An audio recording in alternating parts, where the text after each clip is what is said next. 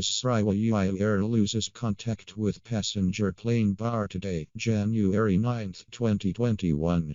A Sriwijaya airplane with more than 50 people on board lost contact after taking off from Indonesian capital Jakarta on Saturday en route to Pontianak in West Kalimantan province, local media reported. Reliable tracking service Flightradar24 said on its Twitter feed that flight SJ182 lost more than 10,000 feet of altitude in less than 1 minute, about 4 minutes after departure from Jakarta. The aircraft is a 27-year-old Boeing 737-500, according to registration details included in the tracking data.